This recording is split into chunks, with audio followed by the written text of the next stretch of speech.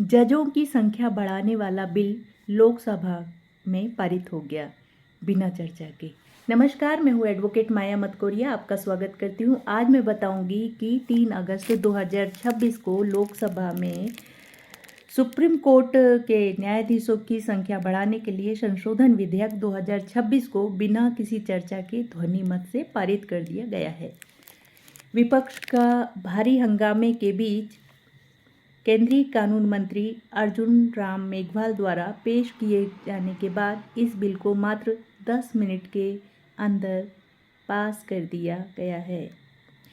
इस विधेयक से जुड़े मुख्य बिंदु क्या क्या हैं, देखिए मैं बतला रही हूँ। सबसे पहले इसमें जो कुछ बदलाव किए गए वो इस प्रकार है कि न्यायाधीशों की संख्या में वृद्धि की गई है।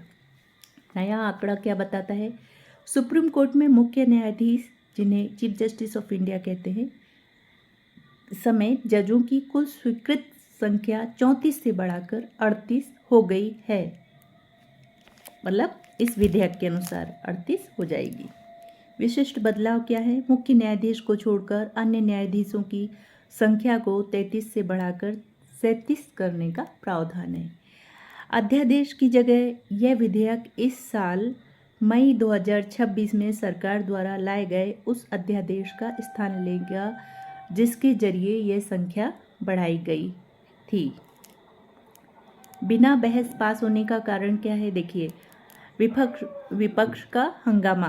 सदन में विपक्षी सांसद नीट पेपर लीक मामले में छात्रों पर पुलिस कार्रवाई और राम मंदिर चढ़ावे की कथित चोरी के मुद्दों पर लगातार नारेबाजी कर रही थी। ध्वनि मत से पारित इस शोर शराबे के कारण स्पीकर ने अध्यादेश को नामंजूर करने वाले विपक्ष के वैधानिक प्रस्ताव को खारिज कर दिया और बिल को सीधे वोटिंग के लिए रखकर ध्वनि मत से पास कर दिया। बिल का उद्देश्य क्या है और ये क्यों महत्व है इसका? देखिए, लंबित मामलों का निपटारा। सरकार का तर्क है कि इस फैसले से सुप्रीम कोर्ट में लंबित पड़े करीब 92,000 से अधिक मामलों की सुनवाई तेज होगी। संविधान पीठों का नियमित गठन, जजों की संख्या बढ़ने से सीजीआई अधिक नियमितता के साथ संविधान पीठों का गठन कर सकेगी।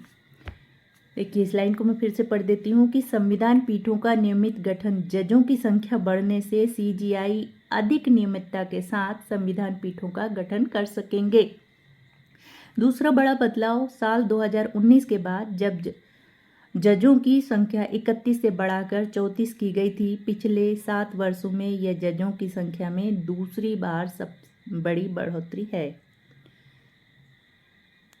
देखिए, इसमें ये संविधान के किस अनुच्छेद के तहत ये पूरी प्रक्रिया की गई है, आज मैं बताती हूँ। सबसे पहले देखिए, सुप्रीम कोर्ट के न्यायाधीशों की संख्या बढ़ाने का यह पूरा निर्णय भारतीय संविधान के अनुच्छेद 134 खंड 1 और राष्ट्रपति की अध्यादेश शक्ति के अनुच्छेद 123 खंड 1 के तहत हुआ है।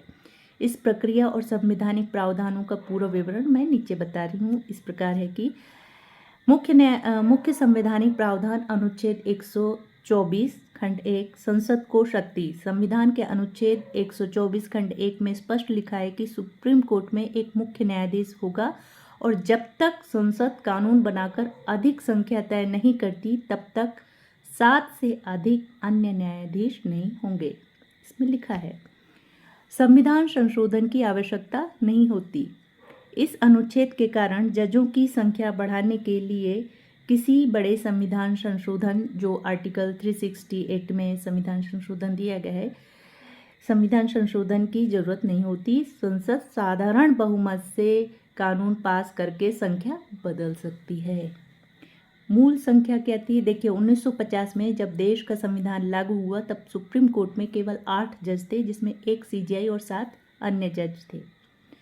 अध्यादेश का उपयोग अनुच्छेद 123 खंड 1 में राष्ट्रपति की शक्ति, जब संसद का सत्र नहीं चल रहा होता और किसी कानून की तुरंत आवश्यकता होती है, तब राष्ट्रपति अनुच्छेद 123 खंड 1 के तहत अध्यादेश जारी कर सकते हैं।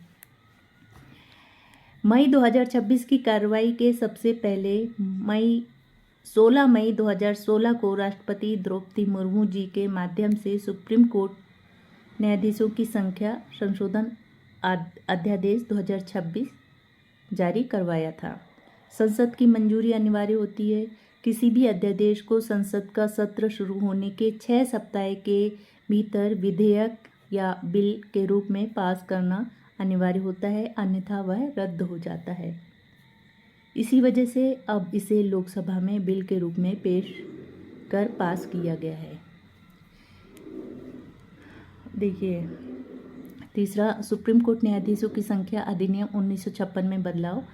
अनुच्छेद 124 खंड 1 का उपयोग करते हुए संसद ने साल 1956 में एक मूल कानून बनाया था, जिसे सुप्रीम कोर्ट अधिनियम 1956 कहा जाता है।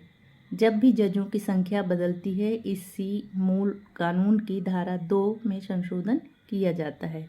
समय समय पर बहुत बदलाव हुए हैं, उनकी उसमें ना जाकर ये ध्यान रखना है कि वर्तमान में 2026 में जो बिल पारित हुआ है उसके तहत अभी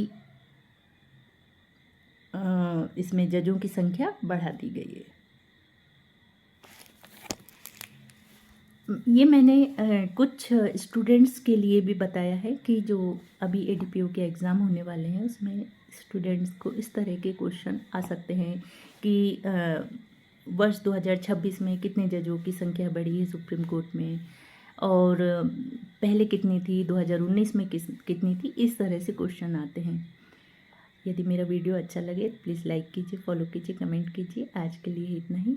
आप लोगों ने मुझे ध्यान से सुना, प्रश्न कीजिए। ये प्रश्न मेरे पास आया था, इस पर मैंने नोट्स बनाकर आप लोगों को प्रॉपर बताया जिससे कोई गलती ना हो। तो आज के लिए इतना ही। बहुत बहुत धन्यवाद। शुभ रात्रि।